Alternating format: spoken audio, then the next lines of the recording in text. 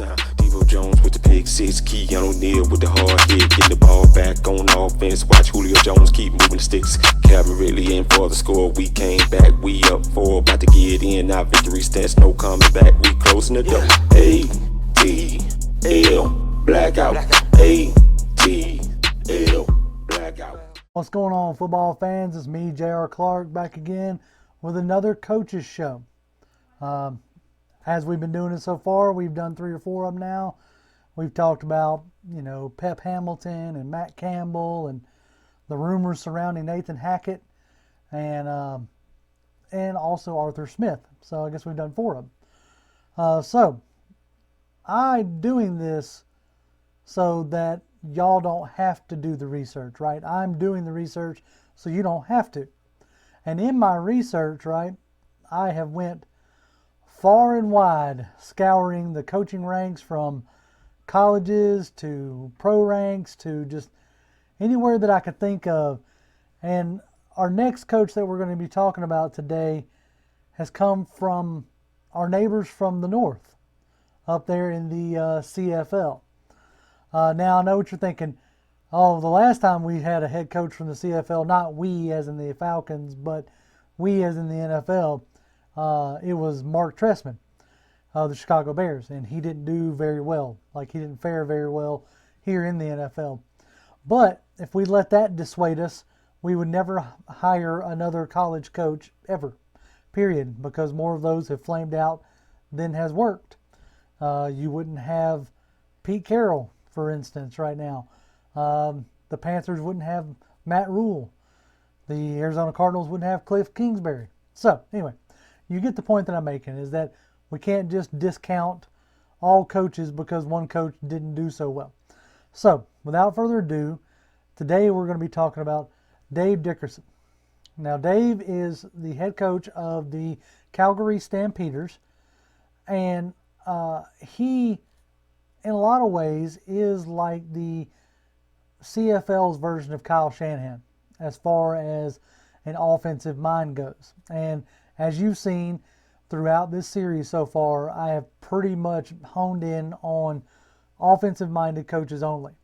Now, that's going to change in the coming weeks, but I really feel like for the back end of Matt Ryan's career and the start of a new quarterback's career, if it goes that far, I would really like an offensive-minded coach. So, again, I have picked an offensive-minded coach.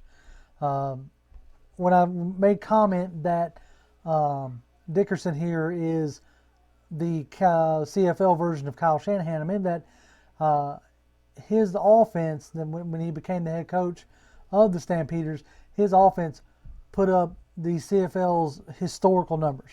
Like as in, they were the number 1 offense to ever grace the CFL field, okay?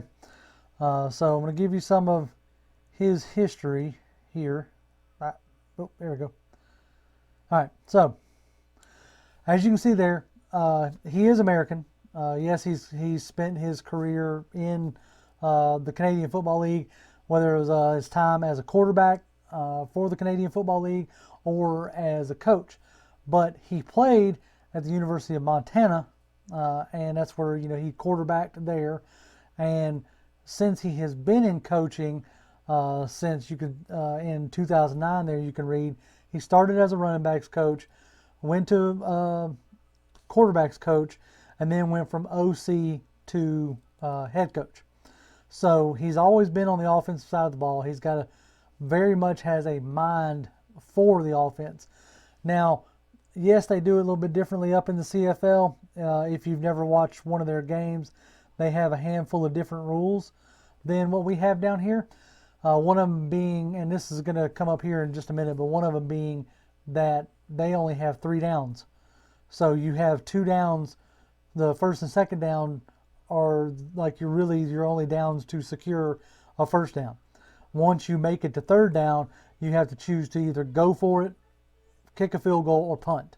So basically their third down is our fourth down. So keep that in mind when I'm going to start showing you some numbers here in just a few minutes. But anyway, Dickerson, like I said, he come up through the ranks as far as from player to position coach to OC to head coach after transitioning from being a player. So that's one thing that he has over a lot of other coaches that are in the league, is that he's actually played the game, played it at the collegiate level, and played it for quite a while at the professional level. When he actually got hired or signed as a free agent by the Calgary Stampeders, he got signed to be a steady backup because that's what he was at the tail end of his career, but also with the eye of being on the coaching staff going forward. So this is a guy who definitely knows what he wants and goes after it, and I like that aspect. So let's see here. Now, we're going to bring him back up. Sorry. I'm going to show you some of the stats, okay? In his historic 2016 season, you can see that his quarterback, Bo Mitchell-Levy, or Bo Levy-Mitchell, messed that up. Anyway, threw for almost 5,300 yards, 68% completion rating, and 32 touchdowns with only 8 interceptions. Those numbers rival Matt Ryan's MVP numbers of 2016. I was very impressed with that, especially considering he threw for 5,385 yards with really only 2 downs to work with. I mean, yes, they go for it on third down or whatnot, but that was mainly like that's hucking the ball right there. And, you know, for those that might be concerned about that, I meant to pull the clip, but I didn't. He's had running backs go for well over 1,000 yards, and multiple running backs go for, combined for 1,000 to 1,500 yards. So he doesn't give up on the run game like the OC that we have currently.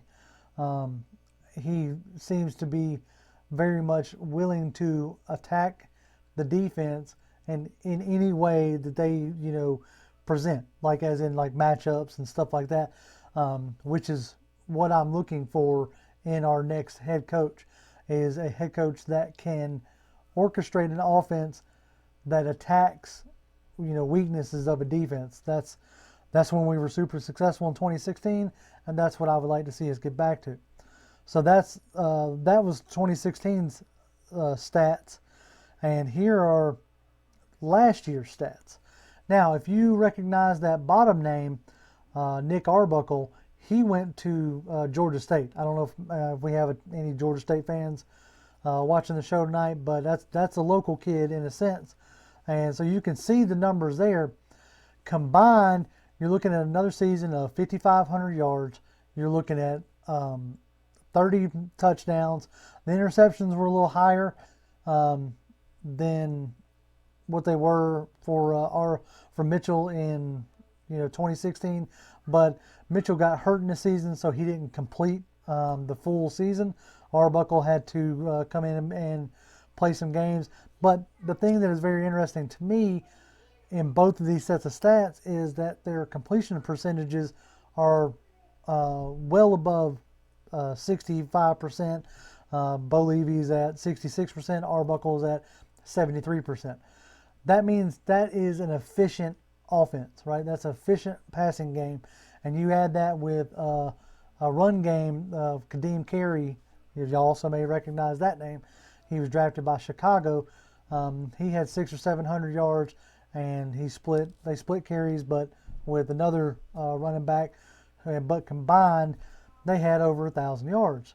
So that's 1,000 yards rushing, over 5,000 yards, almost 5,500 yards passing. So that's an efficient, dominant offense. And that is what I would like to see, come our way. Now, I made a comment, about comparing him to,